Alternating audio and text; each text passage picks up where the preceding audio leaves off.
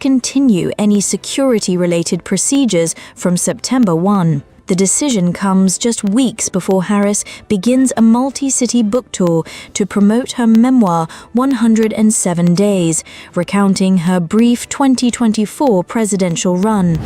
Her allies, including California Governor Gavin Newsom and Los Angeles Mayor Karen Bass, condemned the move as politically motivated and dangerous given Harris's history of receiving threats during and after her time in office. Secret Service coverage protects not only the individual, but also their homes, travel routes, and online threat monitoring. Replacing those protections privately could cost millions of dollars per year. White House officials insist the move follows a routine threat assessment that found no reason to extend Harris's security further.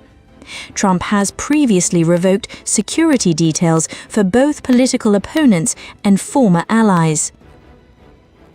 Taylor Swift and NFL star Travis Kelce stunned the world this week by announcing their engagement, sparking fan frenzy and non-stop speculation about their upcoming wedding. The couple shared the news on Instagram with a dreamy 5-slide post, complete with flowers, heartfelt captions, and a dazzling ring that sent social media into overdrive. Event planners and fashion experts say the wedding is poised to be one of the most high-profile celebrations in years, potentially rivaling a royal wedding. Celebrity planner Katie Brundig told the BBC that Swift is likely to weave in her signature Easter eggs and keep details tightly guarded through confidentiality agreements and carefully chosen vendors.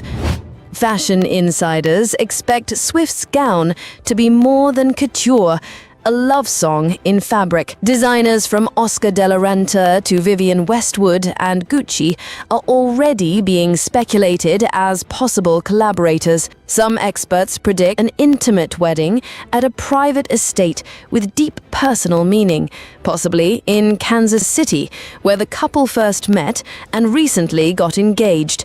With Swift's track record of secrecy and showmanship, fans can expect a wedding planned with precision, romance, and undeniable spectacle. New analysis finds just 4 federal politicians with student loans, fueling debate over youth representation and cost of living pressures. Only 4 of Australia's 226 federal MPs and senators have disclosed a HECS or HELP student debt, according to analysis of Parliament's Register of Interests by the Daily Oz. The register, which lists assets, investments and liabilities, shows Labour's Charlotte Walker, Gabrielle Ng and Matt Gregg, alongside the Greens' Steph Hodgins-May, are the only politicians with outstanding student loans. All 4 entered Parliament this year, with 21-year-old Walker making history as the youngest woman ever elected. The findings highlight what youth advocates say is a clear absence of younger voices in decision-making. HECS is tied heavily to the cost of living for young people, said Alice Jackson of Raise Our Voices Australia, describing a disconnect between politicians and voters. The average age of federal politicians is 52, while the average HELP debt stands at $27,600. Campaigners argue the small number of MPs with student loans underscores barriers preventing young Australians from entering politics. The government pointed to reforms, including changes to indexation and a one-off 20% discount, while opposition leader Suzanne Ley admitted more younger Australians in Parliament are needed. HECS, introduced in 1989, allows students to defer the cost of their university studies until they are earning above a certain income threshold. Critics argue the system has become increasingly burdensome, with indexation this year adding thousands of dollars to many balances amid high inflation. From 2026, federal government plans new autism support scheme, raising questions over NDIS role for children. Autistic children may no longer rely on the National Disability Insurance Scheme, NDIS, as their main source of support, after Health Minister Mark Butler confirmed a new national program will be rolled out in 2026. Butler said the program is designed to provide earlier, fairer and more consistent help for children with developmental concerns, including autism, before families turn to the NDIS. He stressed the NDIS should not be the go-to place for families seeking support, with the scheme originally intended only for those with the most significant disabilities. The move follows sustained pressure on the NDIS, which has faced surging costs and growing enrollments of children with autism. Around half of all children on the NDIS have an autism diagnosis. Details of the new program are still being finalized, but it is expected to integrate health, education and community services, ensuring families have local access to therapies and early intervention. Advocates cautiously welcomed the announcement, but urged the government to guarantee funding and avoid leaving families worse off. Autism groups say support must remain accessible, affordable, and tailored to each child's needs. Australia's drug use has reached record highs, with cocaine, methamphetamine, MDMA and heroin consumption all jumping sharply in the past year. The Australian Criminal Intelligence Commission, ACIC, released its latest wastewater analysis, covering August and October 2024. It found Australians consumed 22.2 tonnes of these four drugs during that period, the highest total since testing began in 2016. Cocaine use recorded the steepest rise, up 69% nationally, with the Northern Territory experiencing a staggering 222% increase. Methamphetamine consumption rose 21%, reaching its highest level since 2019, while MDMA use surged by 49%, fueled by rising domestic production. Heroin use also grew by 14%, with record high consumption in regional areas. The ACIC said the illicit drug trade has rebounded strongly after COVID-19 disruptions, with data suggesting further growth in coming years, except for heroin. While cannabis remains Australia's most widely used illicit drug, alcohol and nicotine continue to dominate overall consumption. Alcohol use rose nationwide in the past year, while nicotine use slightly declined. The ACIC estimated the combined street value of meth, cocaine, MDMA and heroin consumed in 2024 was $11.5 billion, among the highest drug markets in the world. 1 year on, half of surveyed employees have raised concerns or requests under new right to disconnect laws. It's been 1 year since Australia's right to disconnect law came into effect, giving employees the legal right to refuse unreasonable work contact outside paid hours. A new report from recruitment firm Robert Half found workers are taking advantage of the change. At around 250 companies surveyed, half of employees submitted formal concerns or requests about their rights in the past year. The laws, which first applied to large businesses and have now expanded to small businesses, were introduced after a Senate inquiry found workers were being pushed to exhaustion by an always-on culture. Robert Half surveyed 500 hiring managers across finance, technology, and human resources. The findings suggest the legislation is prompting a cultural shift as both employers and staff reset expectations around after-hours contact. Robert Half director Nicole Gordon said employees are actively embracing the policy to set healthier boundaries, while employers are adapting workplace practices to align with the law. Advocates say the measure has improved work-life balance, but note its success will depend on enforcement and ongoing cultural change in Australian workplaces.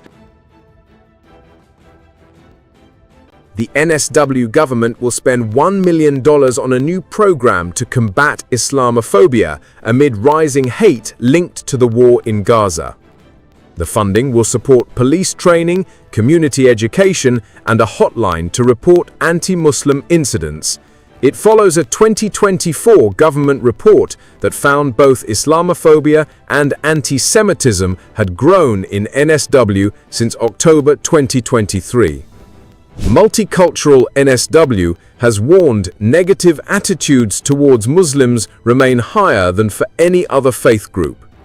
A separate report from the Scanlon Foundation found the number of Australians with negative views of Muslims rose from 27% in 2023 to 34% in 2024.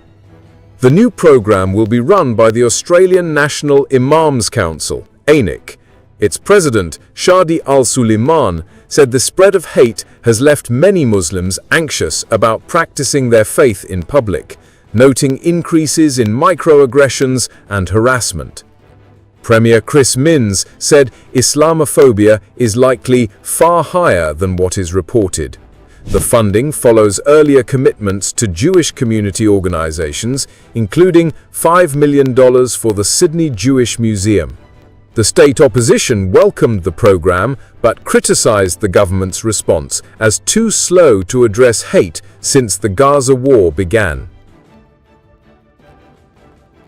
The world's first dedicated endometriosis research institute has been established in Sydney, with the goal of fast-tracking breakthroughs for the 1 million Australians living with the condition. The Ainsworth Endometriosis Research Institute, based at UNSW, will receive $50 million in funding over the next decade. The money comes from a philanthropic donation by the Ainsworth family, owners of one of the world's largest gambling machine companies. It is the largest ever private donation to women's health in Australia, and the biggest globally for endometriosis research. Endometriosis is a chronic condition where tissue similar to the uterus lining grows outside the uterus. It can cause severe pelvic pain, impact fertility, and often requires surgical diagnosis. Research from UNSW estimates 1 in 7 Australian women will experience endometriosis between the ages of 47 and 52. Professor Jason Abbott, a clinician and researcher, has been appointed AERI's director.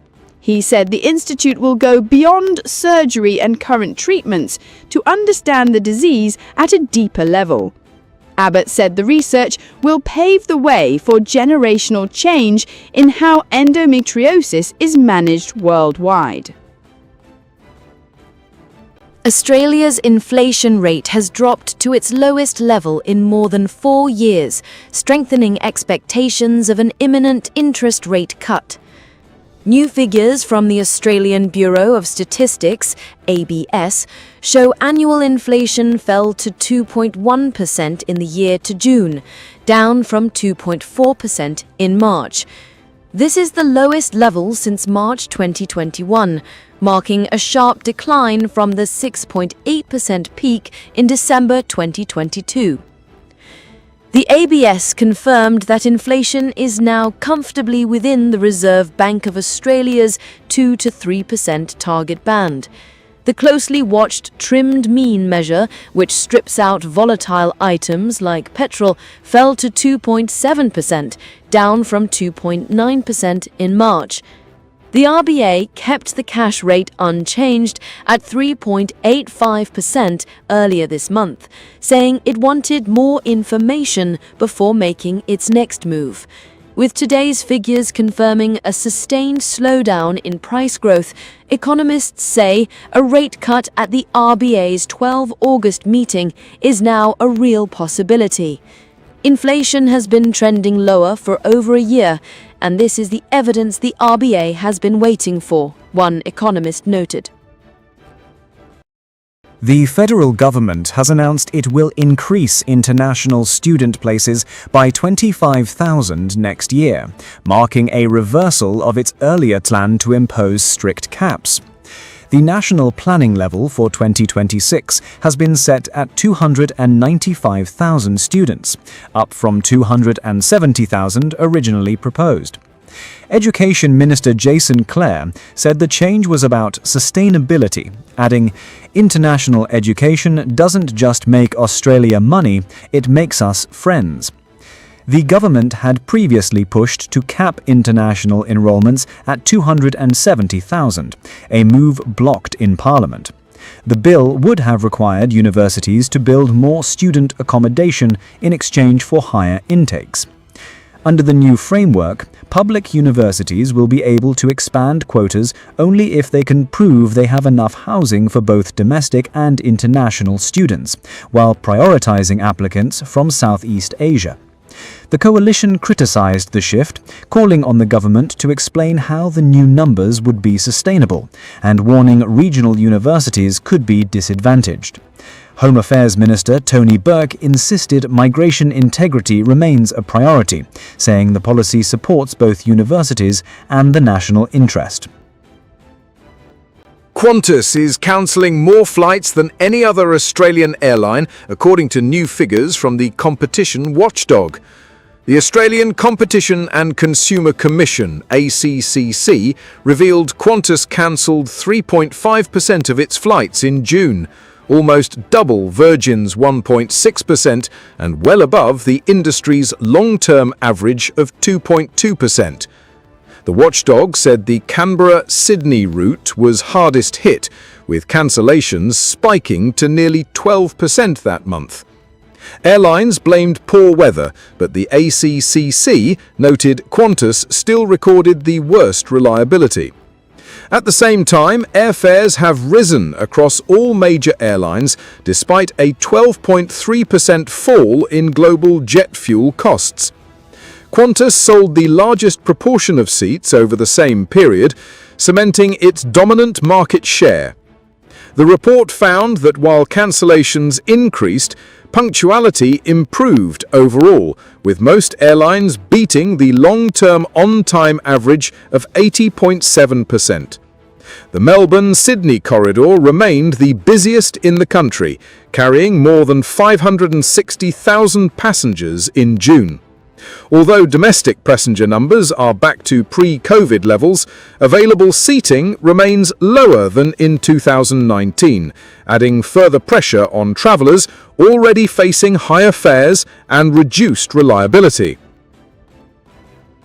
Canada's border agency to introduce AI system by 2027, screening all entrants and singling out higher-risk travellers for review.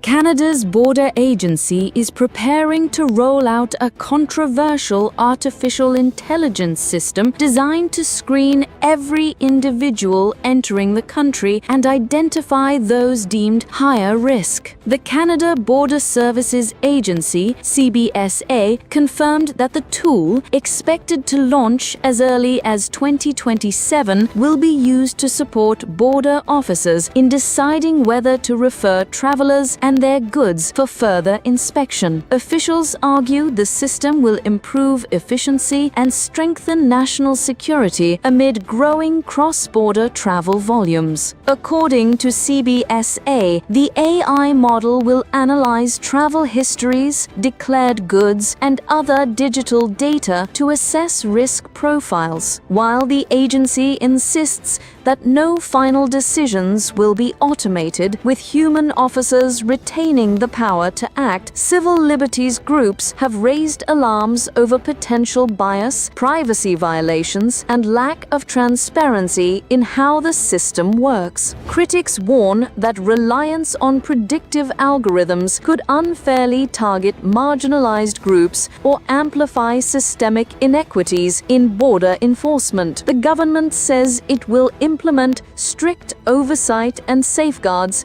before deployment. If introduced, Canada would join a growing list of countries experimenting with AI at their borders, sparking debate over the balance between security and rights. Study reveals Canada's largest private landlord rapidly escalates eviction applications after buying buildings, sparking growing tenant concerns nationwide. A new study has found that Canada's largest private residential landlord often dramatically increases eviction applications immediately after acquiring new properties, raising concerns about housing security for tenants across the country. Researchers analyzed provincial tribunal data and discovered a consistent pattern. Within months of a building purchase, eviction filings surged, sometimes doubling or tripling. Tenant advocates argue this reflects a systemic strategy to displace long-term renters, increase turnover, and justify steep rent hikes in markets already strained by affordability crises. The company, which owns tens of thousands of units nationwide, has denied allegations of unfair practices. In a statement, it said eviction applications are filed in compliance with provincial laws and are often related to unpaid rent or lease violations, not targeted tenant removal. Still, housing experts warn that mass filings destabilize communities and disproportionately affect low- and middle-income families. They're calling on provincial governments to tighten rental regulations and strengthen protections against what some are calling financialized evictions. With Canada already facing record-high rents and low vacancy rates, the findings have reignited debate about corporate landlords' role in worsening the housing affordability crisis. Canadian government acknowledges accidental removal of privacy protection from online streaming bill, raising concerns about user safeguards and oversight.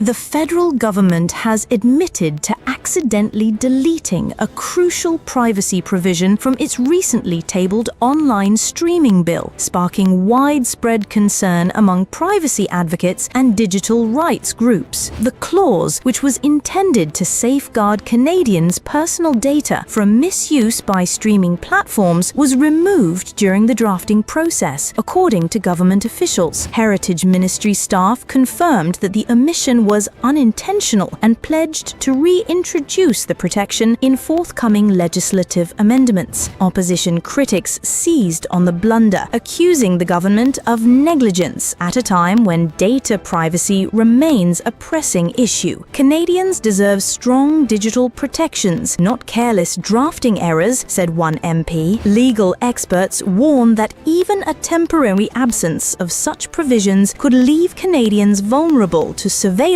tracking, and data exploitation by streaming giants operating in the country. Ministerial aides said the government remains committed to ensuring the bill strikes a balance between supporting Canadian content and upholding citizens' privacy rights. An amendment to restore the missing clause is expected in the next parliamentary session. For now, the controversy underscores the growing scrutiny over how Ottawa handles digital legislation in an era of rapid technological change. Simon Fraser University, SFU, in British Columbia, is preparing to make history this fall by introducing what it calls a world first, an artificial intelligence teaching sidekick designed to assist students in real time. The live 3D interactive tool will accompany classroom lectures, respond to questions, and guide students through complex material, providing a dynamic new layer of learning support. Developed through collaboration between SFU SFU researchers and industry partners, the AI sidekick is intended to complement, not replace, professors. It will be capable of adapting explanations, demonstrating concepts visually, and offering personalized feedback. Officials say the tool will make education more engaging, particularly in fields such as computer science, engineering, and data analytics. Emphasizing the importance of human responsibility in guiding AI development and use. And that means anyone in the class can feel way more comfortable about asking questions they don't know because she's always there ready. University leaders emphasize that the technology represents a major step toward integrating AI responsibly into higher education. By using the tool in a structured academic environment, SFU hopes to explore the balance between human instruction and machine-assisted learning. The initiative is expected to attract international attention as educators worldwide experiment with AI-driven approaches. If successful, SFU's innovation could reshape the way universities approach teaching and learning in the digital age.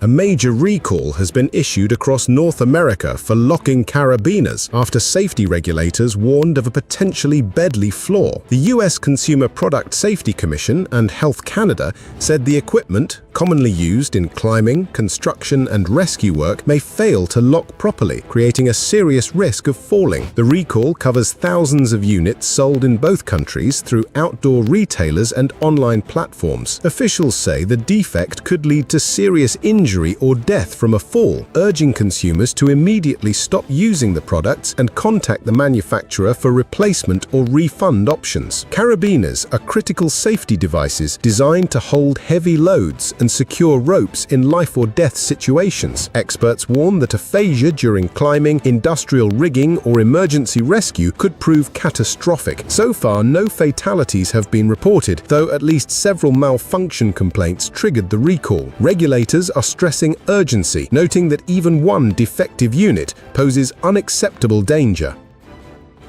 Prime Minister Mark Carney's recent surprise trip to Ukraine coincided with renewed scrutiny of Canada's nearly $22 billion commitment to the war-torn nation. A misstatement from the Prime Minister's office, PMO, added fuel to the debate, incorrectly suggesting Canada had made the highest per capita contribution among G7 countries. In reality, Canada has provided the most direct financial assistance per capita within the G7, amounting to $12.3 billion, largely in the form of loans. That equals about $296 per Canadian, compared with $229 per American. However, the United States far surpasses Canada in total aid, contributing more than $186 billion, or about $544 per person. Overall, Canada's assistance includes $6.5 billion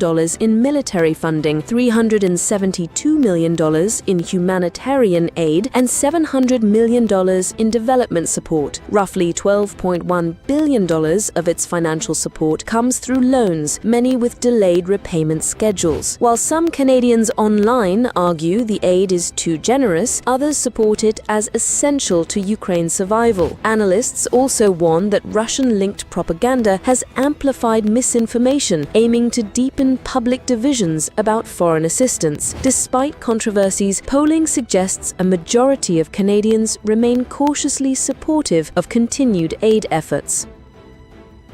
E3 nations trigger snapback move at UN, accusing Iran of clear violations, as Tehran vows retaliation and diplomacy. The UK, France, and Germany have formally launched the process of restoring major United Nations sanctions on Iran, accusing Tehran of serious and deliberate breaches of its 2015 nuclear commitments. The so-called snapback mechanism built into the nuclear accord allows any participant to reimpose sanctions within 30 days if Iran is found in non-compliance. In a letter to the UN Security Council, the three European powers argued that Iran's enriched uranium stockpile has no civilian justification and constitutes a clear threat to international peace. They stressed that their move follows repeated offers of extended sanctions relief, which Tehran failed to meet with credible assurances. Iran's foreign ministry denounced the move as provocative and unnecessary, insisting that its nuclear program remains civilian and peaceful. Tehran warned that the snapback decision undermines cooperation with the International Atomic Energy Agency, but reiterated readiness for fair and balanced talks if approached with goodwill. The United States welcomed the E3's action, pledging to work toward full restoration of sanctions, while keeping open the door to direct dialogue. The Security Council now faces a crucial 30-day countdown to decide the future of sanctions relief. From January, NHS will offer free chickenpox jab for all young children, aiming to prevent severe illness and complications. From January next year, all young children in England, Wales and Northern Ireland will be offered a free chickenpox vaccine on the NHS. The jab, previously only available privately at up to £200, will be given in 2 doses at 12 and 18 months, combined with the existing MMR vaccine against measles, mumps and rubella. A catch-up program will ensure slightly older children do not miss out. Ministers say the move will prevent serious but rare complications from chickenpox, including encephalitis, pneumonitis and stroke, while also reducing parental time off work. The Department of Health estimates the illness currently costs the UK £24 million annually in lost productivity. Experts, including the Joint Committee on Vaccination and Immunisation, have long recommended the vaccine, which is already routine in countries such as the US. Professor Adam Finn, a JCVI member, said the jab means chickenpox is going to be a thing of the past in the near future. Parents like Sarah, whose 2 daughters needed hospital care after severe chickenpox, welcomed the decision, calling the vaccine a lifesaver. Scotland is also expected to follow with its own rollout. Accusing Trump of failing to end Gaza famine and hostage crisis. Liberal Democrat leader Sir Ed Davey has announced he will boycott Donald Trump's state banquet in London next month, citing the US president's failure to use his influence to stop the war in Gaza. The event, hosted by King Charles during Trump's September 17th to 19th visit, is considered one of the highest honors afforded to world leaders. Sir Ed said he and his wife Emily reached the decision after much prayer and reflection, adding that while turning down the King's invitation went against his instincts, it was the only way to send a message to both Trump and Labour leader Sir Keir Starmer. If Donald Trump tells Benjamin Netanyahu to stop this, it ends tomorrow, Sir Ed said, accusing the president of closing his eyes to famine, mass death, and the hostage crisis in Gaza. Trump has sent mixed signals on the conflict, calling for an end to real starvation but rejecting Palestinian statehood. Conservatives condemned Davies' move as disrespect to the king. Shadow Foreign Secretary Dame Priti Patel accused him of pathetic gesture politics, saying America remains the UK's closest ally and most important security partner. A major UK study reveals outdoor play boosts children's social-emotional skills, yet many miss out after school. 1 in 3 children do not play outside after school, and 1 in 5 skip outdoor play on weekends, according to new research by the University of Exeter. The study, published in Wellbeing, Space and Society, analysed data from 2,500 children aged 7 to 12 in the Born in Bradford programme, which tracks families' health and well-being. Researchers found outdoor play strongly improves children's social and emotional skills, helping them better manage emotions, behavior, and relationships.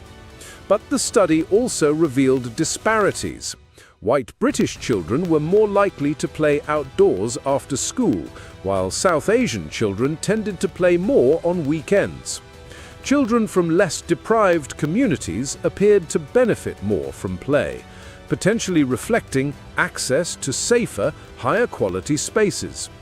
Lead researcher Dr. Mark Ferguson called the decline in outdoor play worrying, citing links to obesity, anxiety, and depression. He urged urban planners to create safer, play-friendly areas.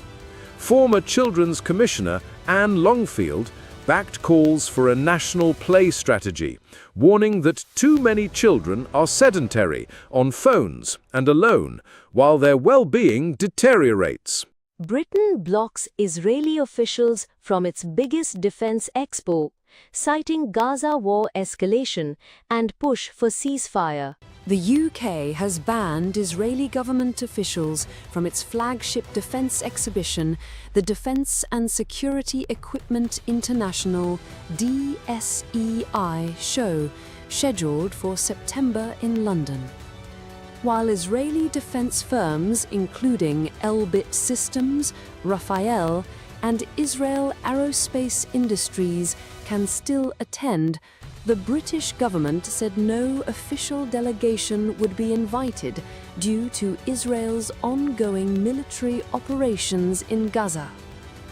A UK government spokesperson said the Israeli government's decision to further escalate its military operation in Gaza is wrong. As a result, we can confirm that no Israeli government delegation will be invited to attend DSEI UK 2025. The move comes as Prime Minister Keir Starmer signals readiness to recognize a Palestinian state unless Israel takes steps to ease humanitarian suffering. London's stance mirrors actions taken at the Paris Air Show earlier this year, when France restricted Israeli exhibits, sparking diplomatic friction. Israel's defense ministry called the UK ban a regrettable act of discrimination and accused Britain of politicizing a professional industry platform. DSEI, hosted at London's XL Centre from 9 to 12 September, is one of the world's biggest military expos, backed by the UK government and armed forces. Researchers warn SUVs now dominate English cities, threatening safety, devouring public space, and prompting calls for Paris-style parking charges. The number of SUVs on English city streets has exploded, rising from just 3% of cars 2 decades ago to nearly 30% today. In London alone, the number of SUVs has jumped from 80